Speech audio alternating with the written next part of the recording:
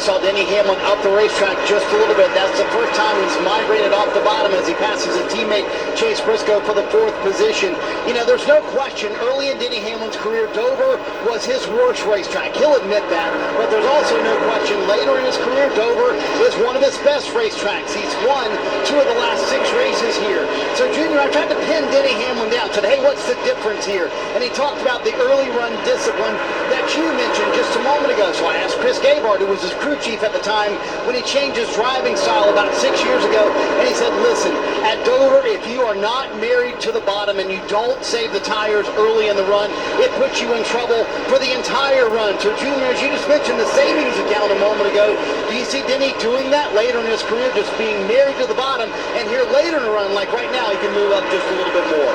Yeah, well, Chris Gabehart is now working on that 54 car, Ty Gibbs, and I've been watching Ty Gibbs, and he is pinned right to the apron, going by those same teachings to try to get, you know, he's having to move around a little bit behind his 8 car, but staying on the bottom of the racetrack is what they've learned through working with Truex. Truex is so good here, so smart, and you really have to kind of put it together. You see the speed the 54 has in the middle of the corner there, just rolling around the bottom.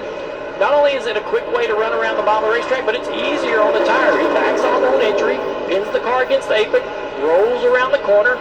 If you drive off in the corner and let the car go up the track, you are sliding the tire. There's no way around it. The tire is sliding up the racetrack, and it's eating away at the performance of that tire that's, you know, you're going to need later on in the run.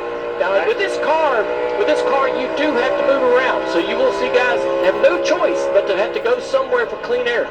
It feels like we're getting somewhere, but still 40 laps to go in stage 1. I mean, enjoy it while you got it, because it could fall off a cliff. Chase Elliott leading.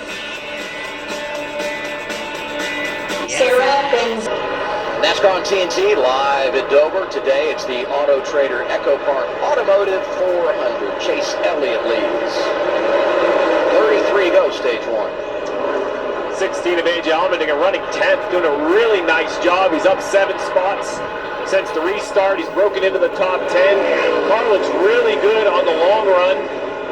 He's led more laps here than any other racetrack, so he knows how to get around Dover.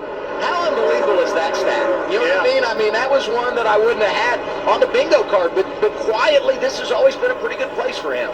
Yeah, the other side of this, as he goes forward, is Reddick comes from behind going backwards. I feel like Reddick's car has really fallen off down the long run. He had the whole field stacked up.